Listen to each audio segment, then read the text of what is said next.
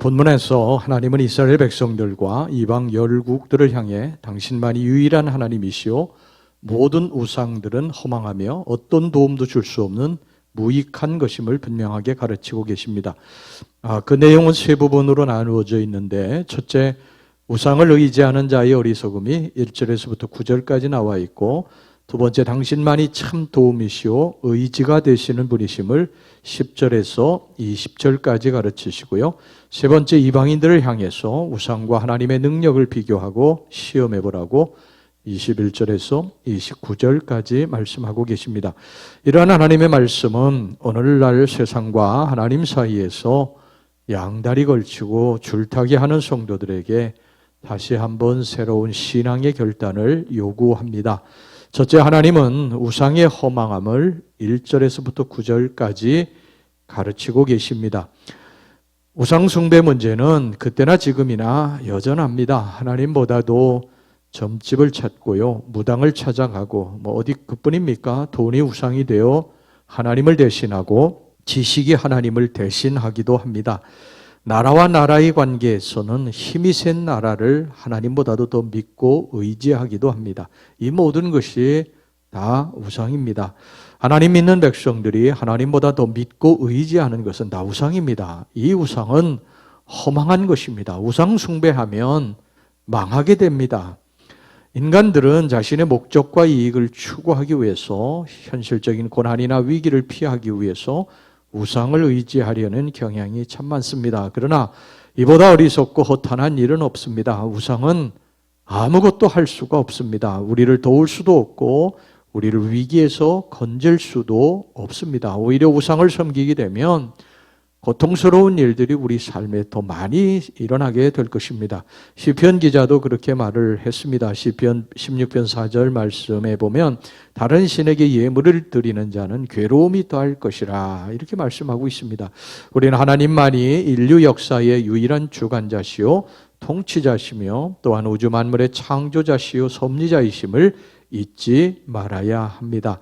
그 다음에 두 번째, 하나님은 당신만이 참 신임을 가르치고 계십니다.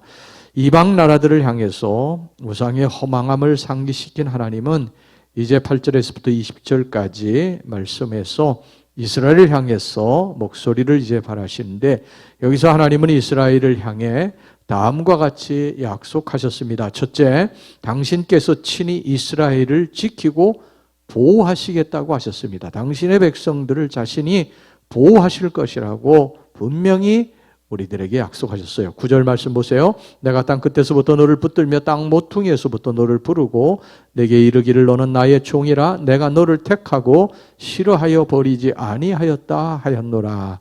그 다음에 두 번째 약속은 뭐냐면 이스라엘이 바벨론을 물리치고 이길이라고 그렇게 말씀하셨습니다. 15절에서 16절 말씀, 보라 내가 너를 이가 날카로운 새 타작기로 삼으리니 내가 산들을 쳐서 부스러기를 만들 것이며 작은 산들을 기어같이 만들 것이라. 내가 그들을 까부른즉 바람이 그들을 날리겠고 회오리 바람이 그들을 흩어버릴 것이로되 너는 여호와로 말미암아 즐거워하겠고 이스라엘의 거룩한 이로 말미암아 자랑하리라. 그 다음에 세 번째 약속은 뭐냐면요, 당신께서 친히 택한 백성들을 위로하시고 그 필요한 모든 것들을 공급해 주시리라고 그렇게 말씀하셨습니다. 17절에서 19절까지 말씀 보세요. 가련하고 가난한 자가 물을 구하되 물이 없어서 갈증으로 그들의 혀가 마를 때에 나 여호와가 그들에게 응답하겠고 나 이스라엘의 하나님이 그들을 버리지 아니할 것이라. 내가 헐벗은 산에 강을 내며 골짜기 가운데에 샘이 나게 하며 광야가 무시되게 하며 마른 땅이 샘 근원이 되게 할 것이며 내가 광야에는 백향목과 시띠나무와 화석류와 들감람나무를 심고 사막에는 잣나무와 소나무와 황양목을 함께 두리니.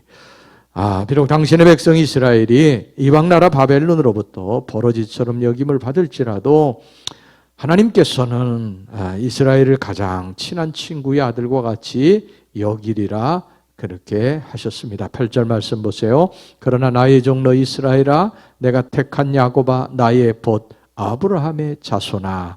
또한 이스라엘은 두 번 다시는 자신들을 괴롭히던 원수들을 보지 못하게 되리라고 하셨습니다. 12절 말씀, 내가 찾아도 너와 싸우던 자들을 만나지 못할 것이요 너를 치는 자들은 아무것도 아닌 것 같고 허무한 것 같이 되리니.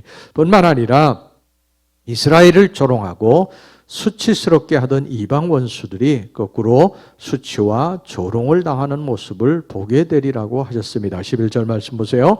보라, 내게 노하던 자들이 수치와 욕을 당할 것이요 너와 다투는 자들이 아무것도 아닌 것 같이 될 것이며 멸망할 것이라. 그리고 목말라 고통하는 자들을 위해서는 사막의 샘을 파서라도 풍성한 생수를 먹이시겠다고 하셨습니다. 17절 18절 말씀 보겠습니다. 가련하고 가난한 자가 물을 구하되 물이 없어서 갈증으로 그들의 혀가 마를 때에 나 여호와가 그들에게 응답하겠고 나 이스라엘의 하나님이 그들을 버리지 아니할 것이라. 내가 헐벗은 산에 강을 내며 골짜기 가운데에 샘이 나게 하며 광야가 못이 되게 하며 마른 땅이 샘구는이 되게 할 것이며. 이는 하나님만이 참된 신임을 분명하게 보여줍니다. 세상 어느 신이 여러분 환난 날에 우리의 위로가 되고 원수 대적들의 손에서 구원을 베푸시고 그것도 부족해서 필요한 모든 것으로 먹이고 입히고 기르시겠습니까? 하나님께서는 이스라엘에게 이 사실을 분명하게 상고해 보라고 촉구하셨습니다. 자, 그 다음에 세 번째, 하나님은 선택의 결단을 요구하십니다. 하나님께서는 마지막으로 21절에서도 29절까지 말씀해서 열국의 우상들을 향해 말씀하고 계십니다. 그 내용은 만약 우상들이 참신이라면 스스로 장래의 일을 너희들이 한번 예언해보고 또한 사람들에게 화와 복을 내려보라는 것입니다. 22절에서 24절입니다. 장차 당할 일을 우리에게 진술하라. 또 이전 일이 어떤 것도 알게 하라. 우리가 마음에 두고 그 결말을 알아보리라. 호 앞으로 올 일을 듣게 하며 뒤에 올 일을 알게 하라. 그리하면 너희가 신들인 줄 우리가 알리라. 또 복을 내리든지 재난을 내리든지 하라. 우리가 함께 보고 놀라리라. 보라, 너희는 아무것도 아니며 너희 일은 허망하며 너희를 택한 자는 가증하니라. 이러한 분위기는 하나님께서 우상을 향해 말씀하신 형태를 취하고 있지만 실상 이 부분은 하나님께서 우상을 숭배하는 열방들을 향해 그리고 한 단계 더 나아가 우상 숭배의 유혹 아래에 있는 연약한 성도를 향해서 신앙의 결단을 내리도록 촉구하는 장면임을 알 수가 있습니다. 즉 하나님과 우상 중 누가 참신인지 분명히 깨닫고 올바른 선택과 결단을 내리라는 말씀입니다. 옛날 아합 왕 당시에 엘리야 선지자가 이스라엘 백성들을 향해서 하나님과 바알 중 누가 참신인지 분명히 보고 올바른 선택과 결단을 내리라고 촉구한 것처럼 말입니다. 이렇게 하나님은 오늘날도 세상과 신앙 사이에서 망설이는 성도들 향해서 위대한 신앙의 결단을 내리기를 촉구하고 계십니다. 지금 여러분 그 홍대거리에 가보면요, 점집이 무수하게 들어서 있습니다. 그런데 그것을 드나드는 사람 중 10명 중에 3사람은 기독교인이라고 그럽니다. 믿을 수 없는 통계 같지만요, 그들이 광고를 보면은 간과할 수 없는 일인 것 같아요. 점치는 그들이 광고를 하는데 기독교인 비밀 절대 보장이라는 문구가 있다고 합니다. 그만큼 기독교인이면서도 점집에 드나들며 궁합을 보고 운세를 보는 사람이 많다는 이야기입니다. 여러분, 이것이 모두 하나님의 진노를 받을 행위입니다. 하나님은 하나님 외의 신을 섬기고 우상을 섬기는 일을 아주 싫어하십니다. 우리는 오직 하나님 한 분만을 나의 구주로 신랑으로 영접한 사람들입니다. 영적 간음을 저지르고 우상에 빠져서 하나님의 진노를 받는 일이 없도록 해야 할 것입니다. 할렐루야.